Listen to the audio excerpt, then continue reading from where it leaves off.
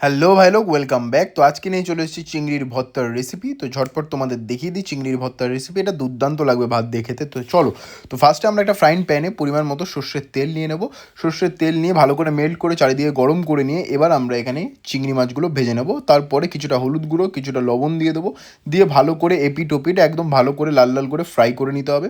ভালো করে ফ্রাই করে নেবার পর আমরা একটা পাত্রে চিংড়ি মাছগুলোকে তুলে নেব।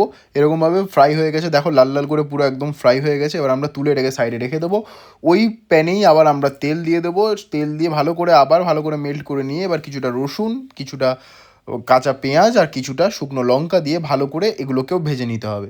এগুলোকেও ভালো করে ভেজে নেওয়ার পর আমরা এগুলোকেও চিংড়ি মাছের পাত্রে তুলে রেখে দেবো। তুলে কিছুক্ষণের জন্য ঠান্ডা হতে দেবো। ঠান্ডা হয়ে যাওয়ার পরই আমরা এখানে মিক্সচার মেশিনে দিয়ে দেবো। মিক্সচার মেশিনে দিয়ে দেওয়ার পর মিক্সচার মেশিনের বাটিটা আমরা বন্ধ করে এবার এটাকে ভালো করে একদম বেটে নেব। কিন্তু 80% বাটবে, একদম পুরো বেটে চেটকে দেবে না, ঠিক আছে? পেস্ট বানিয়ে নেওয়ার দরকার নেই, একদম 80% বাটবে।